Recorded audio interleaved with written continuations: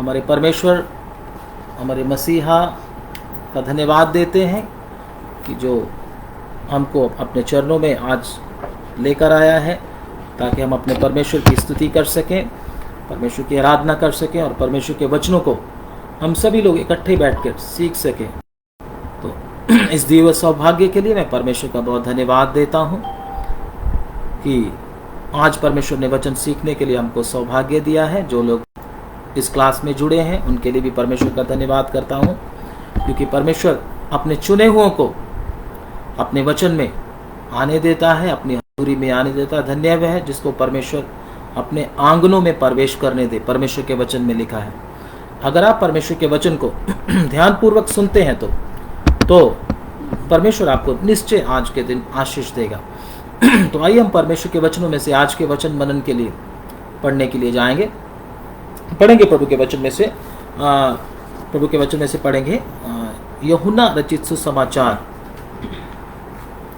उसका 1 अध्याय, उसका 38 वचन। हम समय को ना गवाते हुए परमेश्वर के वचन में से हम वचन पढ़ने के लिए जाएंगे।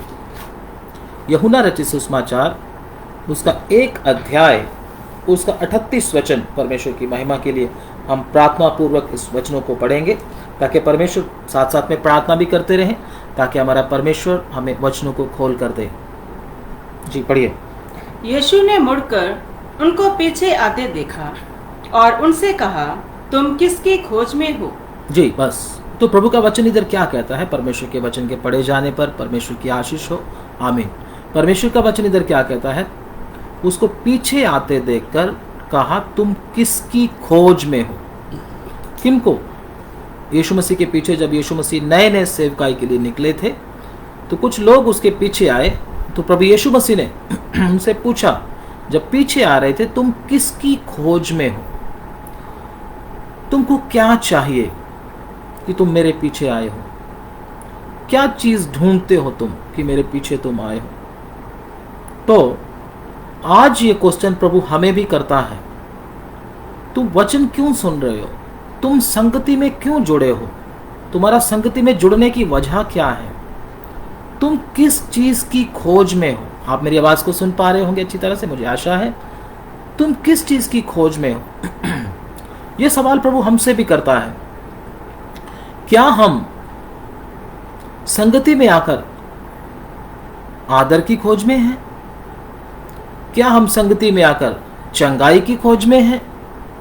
क्या हम इस संगति में आकर बड़े नाम की खोज में हैं? क्या हम इस संगति में आकर धन की खोज में हैं? क्या हम इस संगति में आकर बड़ा कुछ ऊंचे नाम की, ऊंची पदवी की खोज में हैं? तो परमेश्वर का वचन के आईने में जब हम आते हैं, तो परमेश्वर का वचन हमको भी यह सवाल करता है कि आप किसकी खोज में हैं? आज परमेश्वर हमारे साथ किस तरीके से बात करेगा हमको मालूम नहीं, लेकिन आप प्रार्थना पूर्वक अगर परमेश्वर के वचन को अगर आप सुनोगे, तो परमेश्वर निश्चय आपको आशीष देंगे, आपके साथ बात करेंगे। तो परमेश्वर का वचन इसीलिए चल रहा है कि परमेश्वर आपके साथ बात करे। अगर फिर भी आपको वचन समझ नहीं आता, तो इसका मतलब आपका मन वचन के अनुसार अभी तक बना नहीं है। आप परमेश्वर के वचन को सुनने के लिए अभी तक तैयार नहीं है। तो हमें भी परमेश्वर यह सवाल करता है, तुम किसकी खोज में हो? दोबारा इस वचन को पढ़ लेंगे। यीशु ने मुड़कर उनको पीछे आते देखा। यीशु ने मुड़कर उनको पीछे आते हुए देखा और उनसे कहा, तुम किसकी खोज में हो? बस हमारा इतना ही विषय है, आगे और विषय बन जाएगा इसी विषय में हम लोग। तो तुम किसकी खोज में हो? लोग पीछे आ रहे थे। आज भी यीशु मसीह के पीछे बहुत लोग आते हैं, बहुत लोग वचन सुनते हैं। चर्चेस में बहुत बड़ी भीड़ लगती है, कलीसियाओं में बहुत बड़ी भीड़ लगती है, ऑनलाइन भी बहुत वचन सुनते हैं। लेकिन परमेश्वर का वचन हमको यही सवाल दोबारा मुड़कर कहता है कि तुम किसकी खोज में हो? हम में से बहुत सारे लोग आदर की खोज में हैं। अगर उनको कलीसिया में आदर नहीं मिला, तो वो क्या बोलेंगे? ऐसे मसीहों के साथ मैं नहीं रह सकता जो मेरा आदर नहीं कर सकते, जो मेरा हालचाल नहीं पूछ सकते, जो मुझसे बात नहीं कर सकते, ऐसे मसीहों से मुझे क्या लेना। बोलने का मतलब, तुम मनुष्यों के आदर की खोज में लगते हो। तुम्हारी खोज लगता है मनुष्यों का आदर पाने की है। अगर आपकी खोज मनुष्यों का आदर पाने की नहीं होती तो ये शिकायत हम कभी नहीं करते। शिकायत कब हम ये करते हैं? जब हमें सब सिर्फ मनुष्यों का आदर ही चाहिए। मनुष्य मेरा हालचाल पूछे, मनुष्य मुझसे प्रेम करे, मनुष्य मेरे आगे पीछे चले फिरे, मनुष्य बस मुझे ही देखता रहे, ठीक है ना। मनुष्य की मतलब क्या, मेरे बातों का पर ध्यान दे, मेरी बात को सुने, जब मैं फ़ोन करूं तब वो फ़ोन उठाए, जब मैं वीडियो कॉल करूं वीडियो कॉल उठा ले। मतलब एक आदमी इनके लिए फ्री होना चाहिए। ये भाई साहब रात को फ़ोन करें, दिन को फ़ोन करें, दोपहर को फ़ोन करें, जब भी फ़ोन करें, बस एक आदमी फ्री होना चाहिए। अपना कोई काम करने वाला नहीं होना चाहिए, प्रार्थना में भी बैठने वाला नहीं होना चाहिए, बाइबल पढ़ने वाला नहीं होना चाहिए। बस जब ये बुलाएं, जब ये फ़ोन करें, बस फटाफट उठाने वाला चाहिए। वीडियो कॉल किया तब वीडियो कॉल करने उठाने वाला चाहिए, दूसरा फ़ोन किया, वॉइस कॉल किया तो वॉइस कॉल उठाने वाला चाहिए, जब भी फ़ोन किया तो उठाने वाला चाहिए बस। क्यों? क्योंकि ऐसा मनुष्य परमेश्वर की खोज में नहीं है। अच्छा होता कि आप परमेश्वर के साथ बात करते।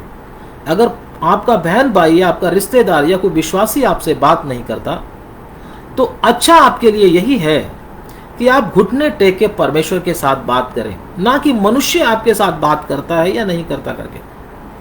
अगर आप मनुष्य आपके साथ बात करेगा, मनुष्य आपको प्रेम करेगा, मनुष्य आपकी बात को सुनेगा या मानेगा करके अगर आप समझकर चलते हैं तो आप यीशु के पीछे नहीं चल पाएंगे। क्योंकि आने वाले समय में सबको अकेला अकेला चलना है। कोई भी, अभी तो हम संगति मिलकर कर रहे हैं, लेकिन आने वाला समय ऐसा आएगा, हो सकता हम एक दूसरे से मिल ना पाए। तो फिर आप क्या मसीह को छोड़ दोगे? आप मसीह के पीछे हमारे लिए आए हैं या किसी मनुष्य के लिए आए हैं? आपका तो प्रेम तो मसीह के साथ होना चाहिए था, लेकिन आपका प्रेम तो मनुष्यों के व्यवहार के ऊपर है। अगर आपके साथ मनुष्य सही व्यवहार करते तो आप मसीह में हैं। अगर मनुष्य आपसे ठीक व्यवहार नहीं कर रहे तो आप मसीह में नहीं हैं, आप तो गए। तो ऐसा विश्वासी क्या है, अभी तक पक्का बना नहीं है। तो परमेश्वर को पक्का आदमी चाहिए अपने काम को करने के लिए। परमेश्वर कभी भी कच्ची ईंट अपने भवन में नहीं लगाएगा। मैं आपको बोलता हूं, परमेश्वर अपने भवन में पत्थर को लगाता है। ऐसे पत्थर को लगाता है जो कभी हिलने डुलने वाला नहीं है, वो टूटने वाला नहीं है। जिसके ऊपर यह पत्थर गिर जाए वो पिस जाता है, और जो इस पत्थर के ऊपर गिर जाए वो चकनाचूर हो जाता है। इस पत्थर को कुछ नहीं होता। तो ऐसे पत्थर की तरह परमेश्वर एक विश्वासी को देखता है। अगर छोटी छोटी बातों में आपके सेंटिमेंट्स हिल जाते हैं, आपका सोच विचार बदल जाता है, आपका विश्वास डामाडोल हो जाता है, तो फिर आप किसी और ही चीज की खोज में हो। आप प्रभु यीशु की खोज में नहीं हो। प्रभु यीशु मसीह उनसे पूछ रहे तो तुम किसकी खोज में हो? तो आज यीशु मसीह हमें भी पूछते हैं, तुम किसकी खोज में हो? तो बहुत लोग क्या है, किसकी खोज में? मनुष्यों का आदर, मनुष्यों की प्रशंसा। ये वचन हम प्रभु के वचन में से पढ़ेंगे। आज मुझे नहीं मालूम परमेश्वर किसके साथ बात करेगा, तो आप लोग वचन ध्यान से सुनिएगा प्रभु के वचन में से, ताकि अगर हमारे अंदर ये गलती है, अगर तो आप सच्चे मसीह हैं, अगर आपके अंदर ये गलती पाई जाती है तो परमेश्वर के सामने उसको कन्फेस करोगे, उसको मानोगे, प्रभु ये मेरे अंदर गलती पाई जाती है, मुझे तो आपकी खोज में होना चाहिए, मैं किसकी खोज में घूम रहा हूं? तो आप बुद्धिमान हो तो समझ जाओगे। लेकिन अगर कोई आप में से मूर्ख हुआ, उसके लिए यह वचन ठोकर का कारण बन जाएगा। ठोकर लगना भी जरूरी है, लेकिन ठोकर लगने से ही पता चलता है पक्का है या कच्चा है। हर किसी को ठोकर का कारण होगा, ठोकर लगेगा। परमेश्वर ठेस लगाकर आपको चेक करेगा कि आप किसकी खोज में हो, तभी अपने भवन में, नए यरूशलेम में, स्वर्ग में आपको लगाएगा परमेश्वर। तो इसलिए हम प्रभु के वचन में से पढ़ेंगे यूहन्ना 12 अध्याय उसका 43 वचन, जॉन चैप्टर 12 वर्स 43। यूहन्ना उसका 12 अध्याय उसका 43 वचन। क्योंकि मनुष्यों की ओर से प्रशंसा उनको परमेश्वर की ओर से प्रशंसा की अपेक्षा अधिक प्रिय लगती है। जी, इधर प्रभु का वचन क्या कहता है? क्योंकि मनुष्यों की प्रशंसा उनको परमेश्वर की प्रशंसा से अधिक प्रिय लगती है। जो लोग मनुष्यों की प्रशंसा पाकर खुश होते हैं और जब मनुष्य प्रशंसा नहीं करते, उनकी बात को नहीं सुनते, उनका कहना नहीं मानते, उनके साथ उठते बैठते नहीं हैं, तो इन लोगों को क्या लग जाती है? ठोकर लग जाती है ऐसे मनुष्यों को। तो परमेश्वर उनको क्या कहता? तुम मनुष्यों की प्रशंसा को परमेश्वर की प्रशंसा से अधिक प्रिय जानते हो। क्या आप चाहते हैं कि मनुष्य आपकी प्रशंसा करे, या आप ये चाहते हैं कि परमेश्वर मेरी प्रशंसा करे? अगर मनुष्य आपकी प्रशंसा करने लग गए तो परमेश्वर आपकी प्रशंसा नहीं करेगा, मैं आपको बोल दूं। इसके लिए अगर आप वचन पढ़ना चाहते हैं तो मैं आप दोबारा फिर रिपीट करता हूं। अगर मनुष्य आपकी प्रशंसा करने लग गए, परमेश्वर आपकी प्रशंसा नहीं करेगा। वचन में से पढ़ सकते हैं आप लोग, हम निकालेंगे प्रभु के वचन में से लूका रचित सुसमाचार। अपनी बाइबल को ओपन करें और हम प्रभु के वचन में से निकालेंगे लूका रचित सुसमाचार। धन्यवाद, स्तुति हो। जस्ट मिनट, थोड़ा सा समय दीजिए। लूका रचित सुसमाचार और उसका 6वां अध्याय, लूक चैप्टर 6 और उसका 26 वचन। लूका 6 का 26। हाय तुम पर जब सब मनुष्य तुम्हें भला कहें, क्योंकि उनके बाप दादे झूठे भविष्यद्वक्ताओं के साथ भी ऐसा ही किया करते थे। प्रभु का वचन क्या कहता? हाय तुम पर जब मनुष्य तुम्हें क्या कहें? भला कहें, अच्छा कहें। मैं आपको एक बात बताना चाहता हूं। शायद बहुत सारे विश्वासी लोग इस बात से दूर हैं। कौन लोग अपने आप को भला कहलवाना चाहते हैं? कौन लोग अपने गले में हार डलवाना चाहते हैं? आप तो समझ ही गए होंगे वो कौन लोग होते हैं? नेता लोग। नेता लोगों को यह होता है लोग हमारी प्रशंसा करें, फलाने मंत्री जिंदाबाद, फलाना मंत्री जिंदाबाद। नेता लोग अपनी प्रशंसा करवाना चाहते हैं। जो लोग अपनी प्रशंसा करवाना चाहते हैं वो परमेश्वर के साथ नहीं चल सकते, क्योंकि परमेश्वर का मार्ग और नेतागिरी का मार्ग टोटली दो मार्ग हैं। परमेश्वर का मार्ग अलग है, नेतागिरी का मार्ग अलग है। अगर आप में से कोई विश्वासी नेतागिरी में इंटरेस्ट रखता है तो मैं आपको साफ साफ बोल देना चाहता हूं, you are in a wrong वे।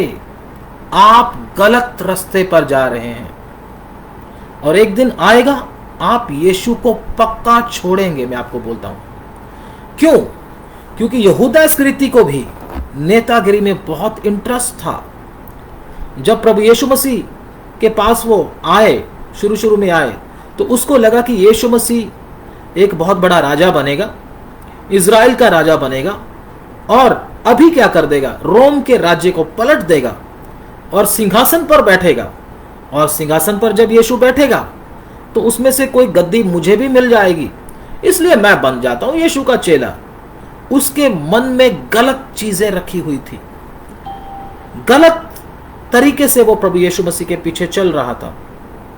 गलत तरीके से चलने के कारण गलत इच्छा पालकर जब उसने रखा, वो इच्छा बढ़कर अभिलाषा में बन गई। अभिलाषा किस में बन गई?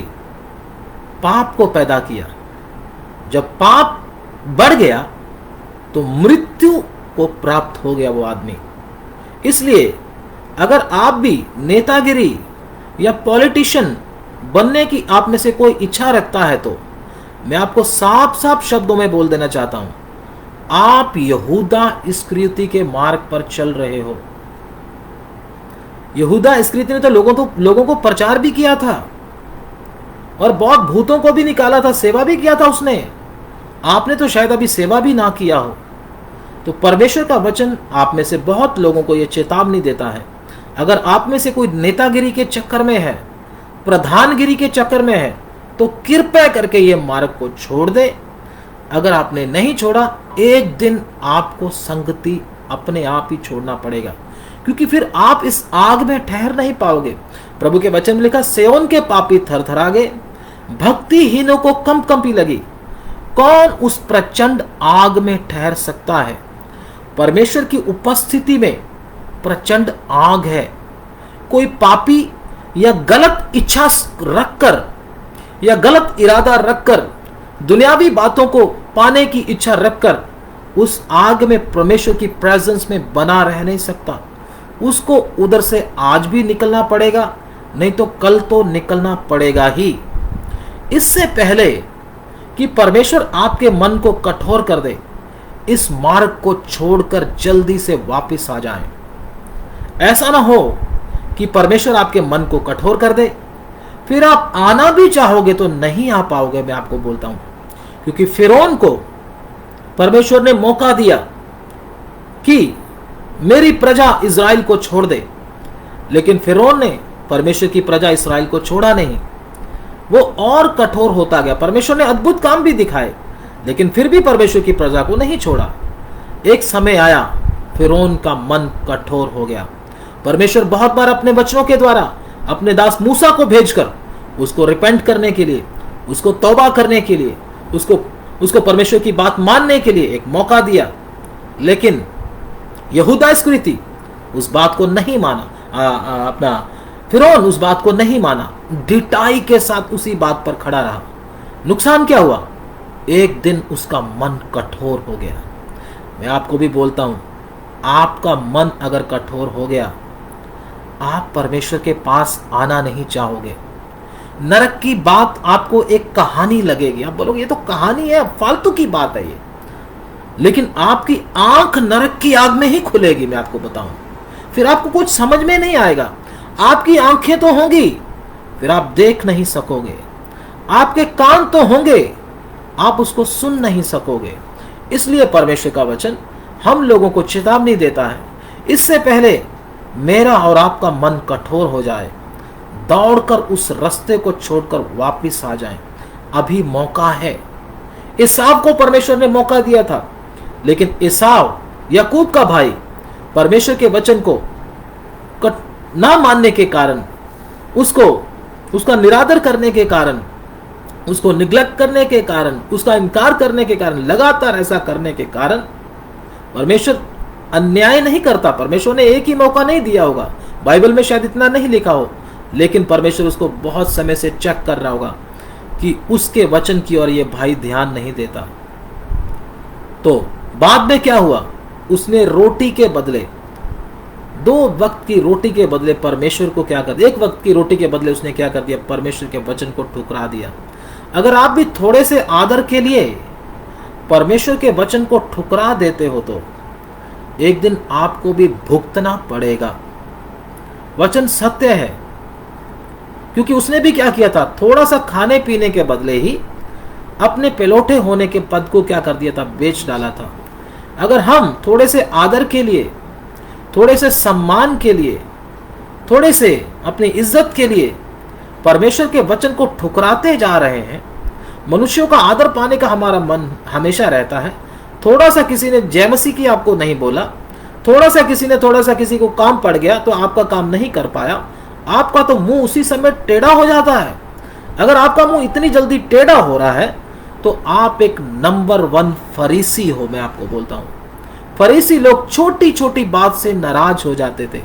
जो लोग छोटी छोटी बातों को बहुत बड़ा करके दिखाते हैं, छोटी छोटी बातों में नाराज हो जाते हैं, वो फरीसी हैं, फरीसी बन चुके हैं। अगर आपको लगता है मेरे अंदर भी ऐसा है, तो आप परमेश्वर के सामने पश्चाताप करें। अभी मौका है, इससे पहले कि आपका मन कठोर हो जाए, दौड़कर प्रभु के पास आ जाए, लौट आए, इससे पहले कि शैतान आपको अपने मुंह में डालकर नष्ट कर डाले। तो परमेश्वर का वचन हमको आगे क्या कहता है, हम प्रभु पढ़ेंगे। प्रभु के वचन में से प्रभु का वचन कहता है, तुम मनुष्यों का आदर चाहते हो, मनुष्यों का आदर पाने वाला। कब प्रभु का वचन उसको क्या कहता है? हाय तुम पर जब मनुष्य तुम्हें भला कहे, हर आम आदमी की सोच यही होती है कि मनुष्य मुझे अच्छा समझे, कोई मुझे बुरा ना समझे, सब मेरी रिस्पेक्ट करें, सब मुझे आदर के योग्य समझें, मेरी बात को माने। लेकिन ये परमेश्वर की वचन की फिलॉसफी में नहीं है, ये दुनिया की फिलॉसफी में है। अगर आप ऐसा चाहते हो तो ये गंदगी को आज ही निकाल कर फेंक दें। अगर मेरी बात ध्यान से सुनिएगा, अगर यीशु मसीह इज्जत और मान चाहते ना तो हम सब अब नरक की आग में होते, पक्का नरक में जाना था हमको। तो प्रभु यीशु मसीह इज्जत और मान नहीं चाहे। अगर यीशु मसीह इज्जत और मान चाहते, सलीब पर कहां लटकना था उन्होंने, किसी को हाथ भी नहीं लगाने देना था, और हम लोगों का नरक में जाना तय था। अगर यीशु मसीह भी हमारी तरह करते तो, अगर हम ऐसा करेंगे तो, इज्जत के लिए, सम्मान के लिए थोड़ी सी बात में नाराज हो जाते हैं तो हम किसी की जिंदगी को बचा नहीं पाएंगे। मैं आपको बोलता हूं, अपनी जिंदगी को भी नहीं बचा पाएंगे। इसलिए मुझे और आपको छोटी छोटी बात से नाराज होना छोड़ना होगा और अपने गले में हाथ डलवाने का, राजनीति में जाने का, प्रधानगिरी करने का मन छोड़ना होगा। अभी इसी वक्त छोड़ना होगा, कल शायद आपके ऊपर ना आए। अगर आपने इस गंदगी को दूर नहीं किया तो ये छोटा सा फोड़ा एक दिन बहुत बड़ा बन जाएगा, फिर इसको निकालना मुश्किल हो जाएगा। बहुत लोग क्या करते हैं, कैंसर जब हो जाता है, बहुत लोग ध्यान नहीं देते, कैंसर का फोड़ा बनता है, वो कहते छोटा सा है, कोई बात नहीं, दिखा देंगे डॉक्टर को। तो चलते चलते क्या होता है, वो फोड़ा बड़ा हो जाता है। जब वो फोड़ा बड़ा हो गया, फिर भी 2-3 महीने निकाल देते हैं। फिर जब डॉक्टर के पास जाते हैं तो डॉक्टर देखता है इसकी जड़ें तो बहुत गहरी फैल चुकी हैं। मेरे भाई, अब इसको निकालना बहुत मुश्किल है। अब तो ये तुम्हारी जान लेकर ही रहेगा, हम तो कुछ नहीं कर सकते। इससे पहले कि ये जड़ें और गहरी हो जाएं, हम नरक की आग में जाने के पूरे योग्य हो जाएं उस दंड के, उससे पहले ही क्या कर ले, पश्चाताप कर ले, प्रभु को बोले, प्रभु ये छोटा सा ये ना, इसको निकाल दो फटाफट, मैं इस रास्ते में जाना नहीं चाहता और जाऊंगा भी नहीं। मैं ये मत बोलना कि प्रभु निकालेंगे, मैं तो बस ऐसे ही चलता रहूंगा, नहीं, उस रास्ते पर मत जाओ। प्रभु का वचन कहता है, अगर तुम्हारी दहनी आंख तुम्हें ठोकर खिलाती है, अपनी दहनी आंख को निकाल कर फेंक दे, ताकि तू ये दोनों आंखें, तू एक आंख लेकर स्वर्ग में चला जाएगा, दोनों आंखें लेकर अगर तू नरक में चला गया, तुझे क्या फायदा। अगर तेरा दहना हाथ तुझे ठोकर खिलाए, उसको निकाल कर फेंक दे। एक हाथ से किधर चला जा, स्वर्ग में चला जाए, इससे अच्छा है कि दोनों हाथ लेकर नरक में चला जाए। बोलने का मतलब आंख निकालने के विषय में प्रभु नहीं बोलता। जो चीज आपको ठोकर खिलाती है उस चीज को छोड़ दो, उस मार्ग को छोड़ दो। हाथ काटने के लिए क्यों बोल रहा है? जो काम आप करते हो अगर वो ठोकर खिलाने वाला, मान लो आप बीड़ी बेचते हो, मान लो आप गुटखा बेचते हो, मान लो आप शराब के ठेके में काम करते हो और बोलते हो मैं तो विश्वासी हूं, अगर आप ऐसे बोलते हो तो आप बच नहीं पाएंगे। आपको बचने के लिए इसको निकालना ही पड़ेगा, चाहे आप भूखे रहो, चाहे आप प्यासे रहो। क्यों? क्योंकि आप कितने लोगों की जान ले रहे हो, कितने लोगों की जान आप बर्बाद कर रहे हो, कितने लोगों के जीवन को बर्बाद कर रहे हो, कितने लोगों के परिवार आपकी वजह से बर्बाद हो रहे हैं। परमेश्वर आपको छोड़ेगा नहीं, पीढ़ियों को भी सजा मिलेगी। इसलिए मुझे और आपको अगर कोई भी ऐसा काम, नशा बेचने का, शराब बेचने का, चिट्टा बेचने का, पंजाब में जो चलता है, और किसी भी प्रकार का ऐसा काम करता, अगर आपने नहीं छोड़ा, ये आपको नरक की आग में ले जाएगा। गुटखा बीड़ी बेचने का काम करते तो छोड़ना होगा आपको, तभी आप बच पाएंगे। तो परमेश्वर का वचन हमको क्या कहता, तुम किसकी खोज में हो? बहुत सारे लोग तो क्या है, इन सब वस्तुओं की खोज में, कोई आदर की खोज में, कोई बिजनेस की खोज में, कोई किसी चीज की खोज में है, लेकिन कोई किस चीज की खोज में नहीं है। पढ़ेंगे प्रभु के वचन में से यूहन्ना उसका 3 अध्याय, जॉन चैप्टर 3, जल्दी से हम वचन को समाप्त करेंगे। 3 अध्याय उसका 16 वचन, जॉन चैप्टर 3 वर्स 16। क्योंकि परमेश्वर ने जगत से ऐसा प्रेम रखा कि उसने अपना इकलौता पुत्र दे दिया, ताकि जो कोई उस पर विश्वास करे वह नष्ट ना हो परंतु अनंत जीवन पाए। परमेश्वर ने अपने इकलौते पुत्र प्रभु यीशु मसीह को इस धरती पर क्यों भेजा? भेजने का कारण आपको इज्जत मान देना नहीं, आपके बिजनेस को चलाना नहीं। परमेश्वर हमारी जरूरत के अनुसार हमको देता, मैं ये नहीं बोलता।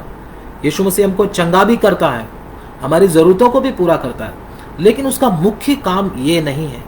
उसका मुख्य काम, जान देने का मुख्य काम आपको अनंत जीवन देना है, आपको हमेशा का जिंदगी देना है। अगर आपको हमेशा की जिंदगी नहीं मिली तो यीशु मसीह का आना तो फिर वेस्ट हुआ ना। यीशु मसीह अगर चाहते, आपको अमीर बनाना चाहते, आपको बहुत बड़ा औहदा देना चाहते, तो सलीब पर लटकने की जरूरत क्या थी? सलीब पर लटकने की जरूरत थी नहीं, ऐसे ही प्रभु आपको दे सकते थे।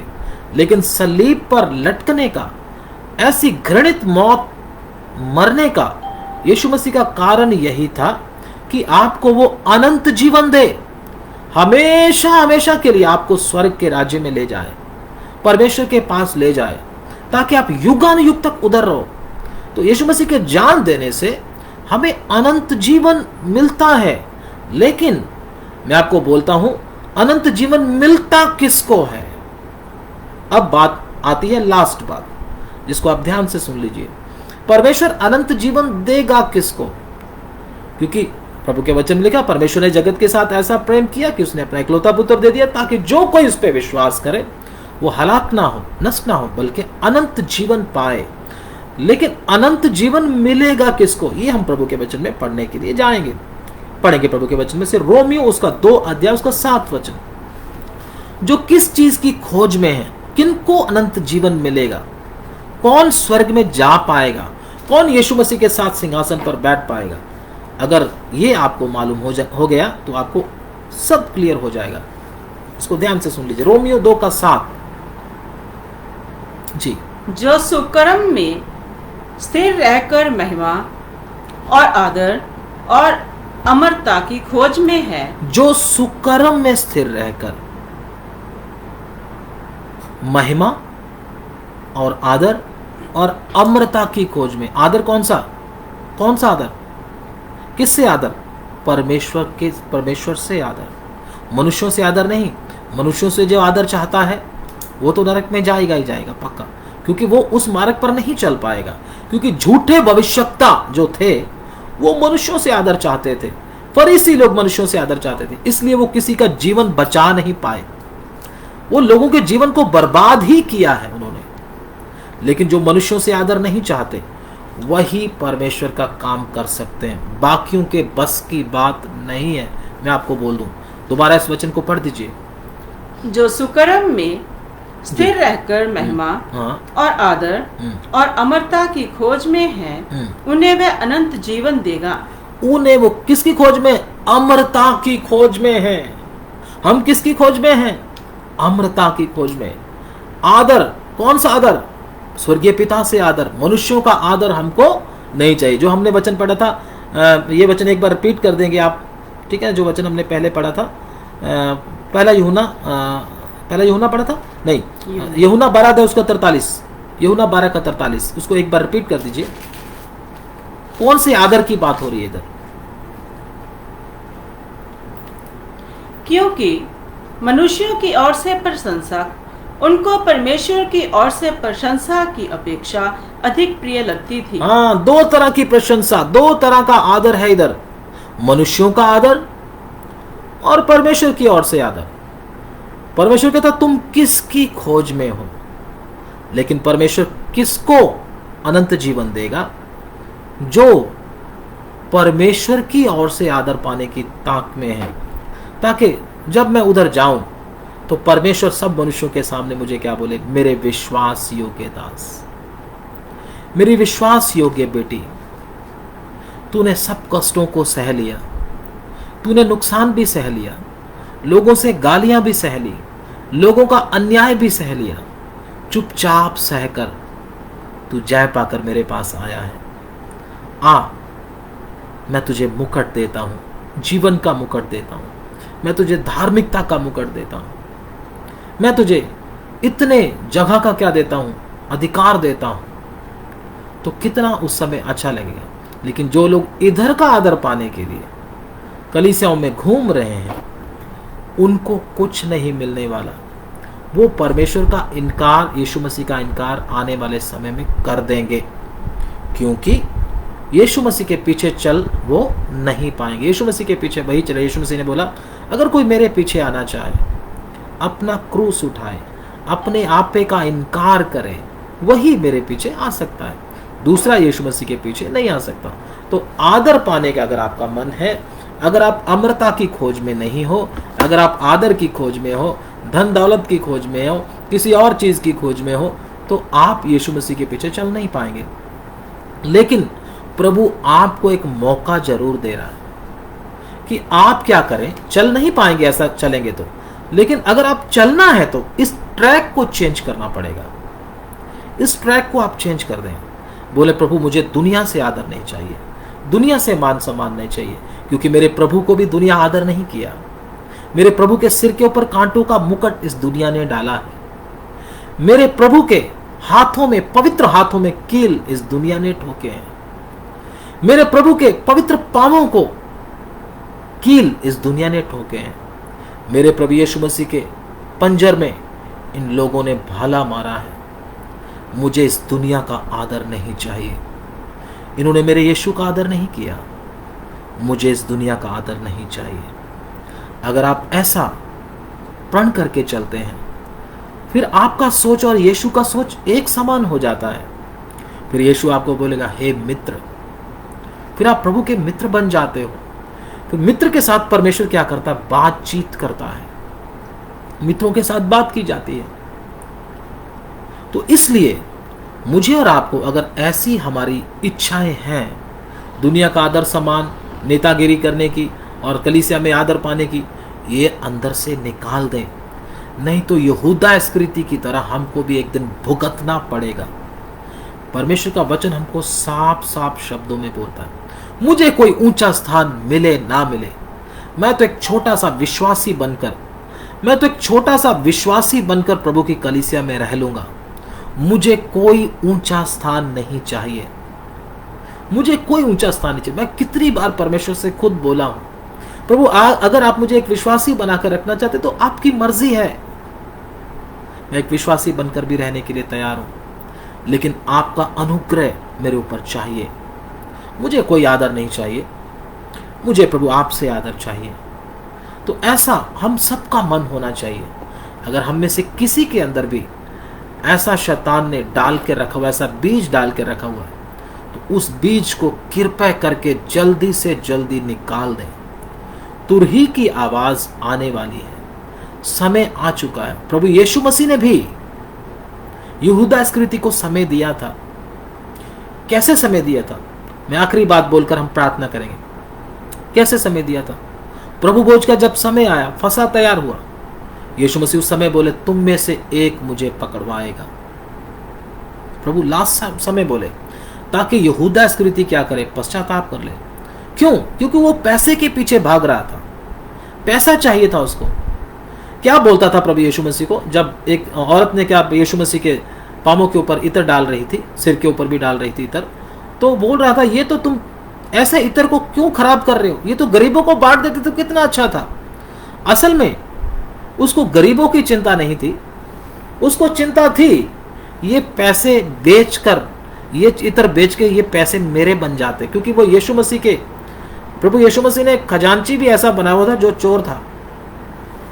मतलब प्रभु यीशु मसीह उसको सुधरने का मौका दे रहे थे।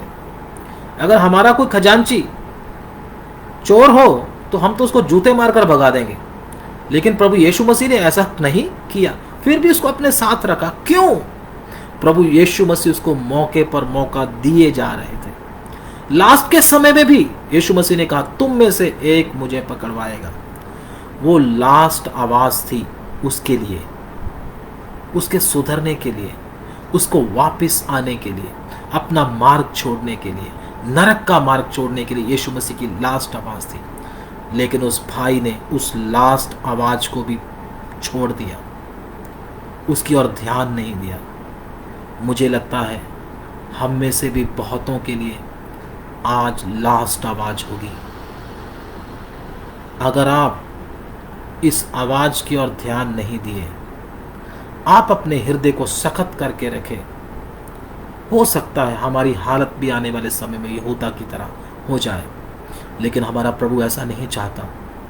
प्रभु चाहता तू अपने मार्ग को बदल दे, तू इन बातों को छोड़कर वापस आ जा, लौट आ, मैं तेरा इंतजार कर रहा हूं। तू अमरता की खोज कर, तू अनंत जीवन की खोज कर, इन बातों को छोड़ दे, स्वर्गीय वस्तुओं की ओर ध्यान लगा।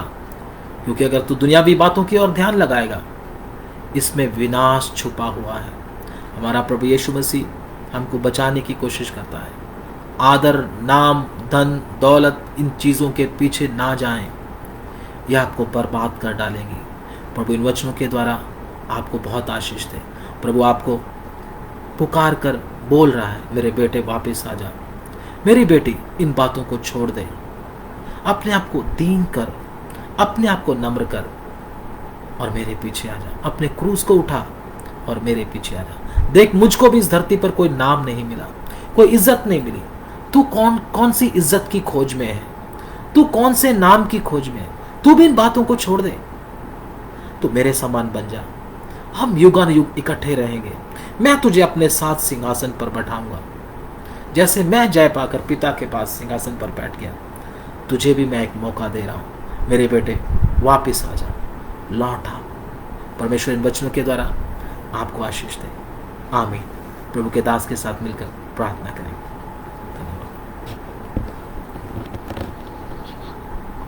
Hallelujah, hallelujah, hallelujah. आइए अपनी आंखों को बंद